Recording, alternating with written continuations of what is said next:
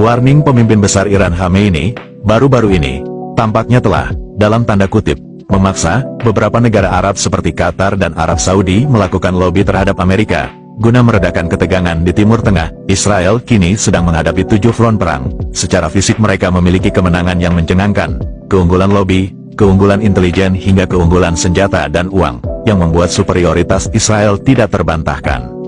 Menurut pengamat politik Timur Tengah dan latar belakang berdirinya negara Zionis, Iran sesungguhnya menyadari, Israel bukanlah negara yang dapat dihentikan.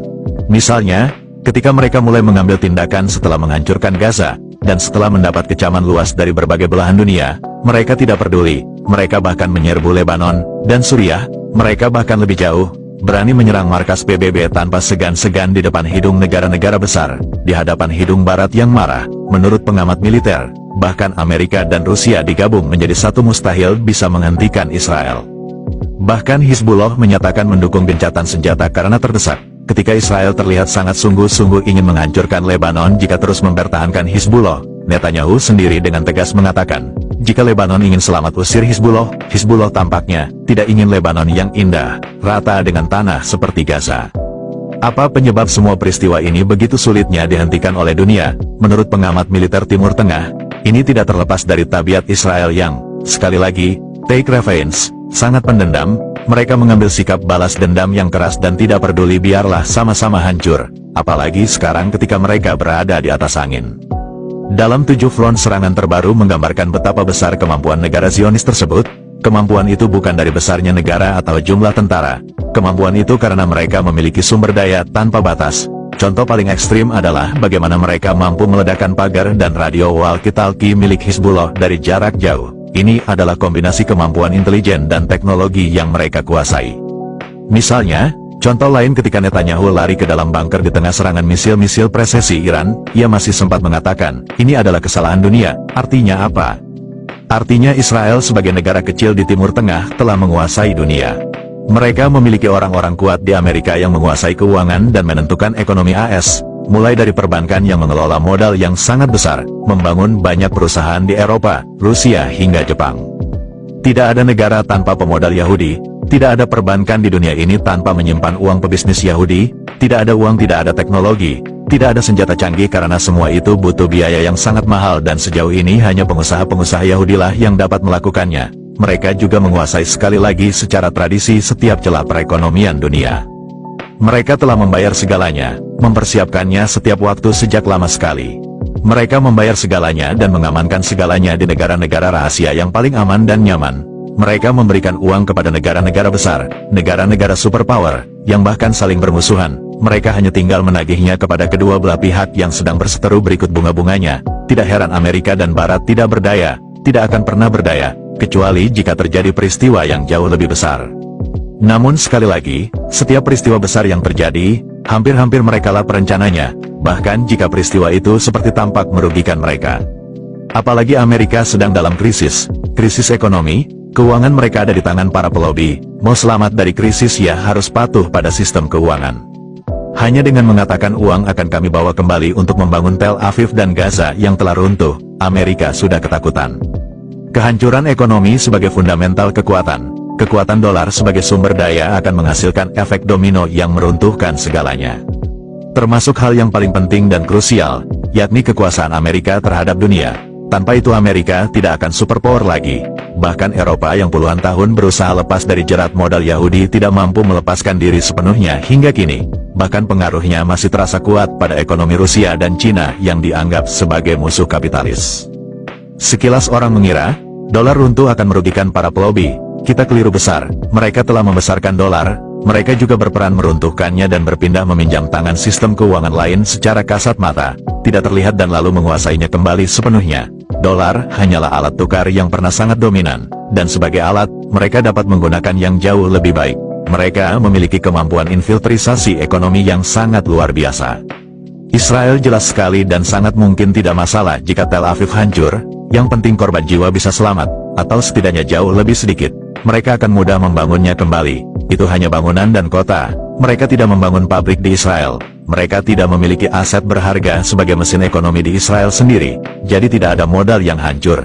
Mereka menganggapnya sebagai membangun ulang rumah.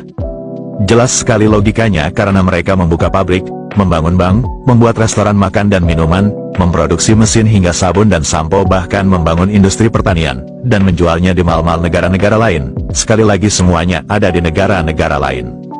Dengan begitu, uang mereka tidak akan ada habis-habisnya buat membeli senjata. Bisnis ini telah mereka mulai selama beratus-ratus tahun, bahkan mungkin telah mereka lakukan secara turun-menurun semenjak ribuan tahun, artinya sudah menjadi tradisi global mereka yang sangat kuat, dan dengan demikian hampir tidak ada kata mereka bisa bangkrut. Secara historis dan semenjak ribuan tahun berjalan, bangsa ini tidak pernah bangkrut sekalipun ketika berada dalam penindasan.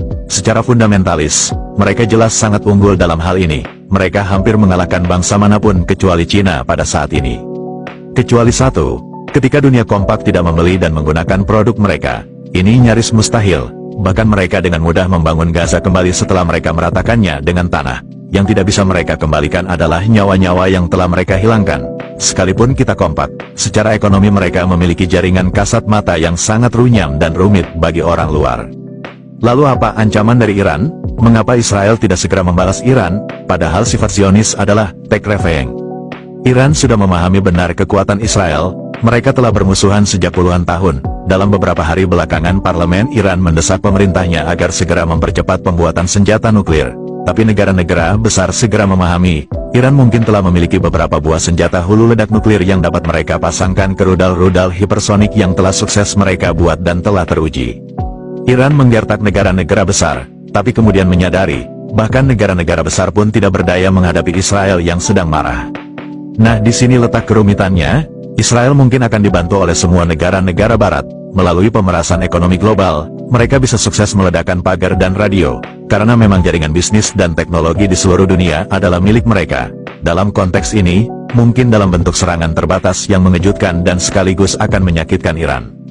Hal ini sangat disadari Iran. Mereka mendesak Arab Saudi agar tidak menggunakan wilayah udaranya untuk Israel menyerang Iran. Yang paling dicemaskan Iran tentu saja fasilitas nuklir dan kilang minyak. Iran tahu betapa efektifnya Zionis. Namun Barat juga cemas dengan kemampuan Iran beradaptasi. Negara para mula ini juga mempelajari Israel dengan cara seksama, dan telah ribuan tahun memiliki koneksi pasang surut dengan Yahudi. Iran juga memiliki kejutan, misalnya pada serangan terakhir. Serangan tersebut mampu menghasilkan kerusakan yang lebih parah daripada sebelumnya. Jika kemudian Iran membalas menyerang fasilitas minyak Israel dan negara-negara Arab yang dianggap mendukungnya, maka seluruh dunia akan terpengaruh, terutama Cina yang bergantung sekian persen energi kepada Iran. Dunia akan masuk pada fase parah ketika pasok energi terganggu, otomatis industri yang bergantung pada energi akan terganggu, termasuk transportasi lintas negara yang akan memakan biaya sangat tinggi. Kalau perusahaan global terganggu, bayangkan pada bagian terkecil, investor akan sulit masuk kepada satu negara, termasuk Indonesia. Bahkan perusahaan-perusahaan asing yang sedang beroperasi, kemungkinan akan sangat terganggu pasoknya, terutama di bagian teknologi. Akan terjadi pengangguran besar-besaran, akan terjadi gejolak sosial di mana-mana, termasuk demo dan kerusuhan massa. Mungkin semua itu telah diperhitungkan oleh Israel. Demikian juga Iran pasti telah menyadarinya. Masing-masing pihak dapat menjadikannya sebagai kartu turf. Iran vs Israel kalau terjadi adalah mimpi buruk bagi dunia. Apalagi kalau masing-masing ternyata memiliki senjata pemusnah massal. Iran dapat menjadi kuda hitam yang mematikan, karena mereka juga penuh dengan kerahasiaan, penuh dengan kejutan, dan telah mempelajari kelemahan Israel selama berpuluh-puluh tahun. Iran menyembunyikan program nuklirnya, dan selalu membantah bahwa mereka telah membuat senjata nuklir, walau akhir-akhir ini Barat meyakini Iran telah memilikinya berkat bantuan Rusia dan Korea Utara. Terbukti mereka memproduksi massal misil dengan kemampuan mengangkut bom nuklir. Untuk apa jika mereka tidak memilikinya? Jelas Iran telah melakukan antisipasi dan tahu persis risiko dan bagaimana dampaknya terhadap dunia. Tapi yang jelas, Israel pasti akan membalas. Eskalasi selanjutnya jadi semakin tidak menentu. Iran akan dibantu oleh proksi-proksinya, Israel dibantu Amerika dan negara-negara Eropa. Sungguh, di atas kertas, bukanlah lawan yang seimbang. Namun dampaknya juga pasti akan sangat melukai Israel, dan mungkin memporak-porandakan Iran dan proksi-proksinya, terutama Amerika Serikat, pastinya akan sangat menderita, karena wajib berperan sebagai penyandang dana.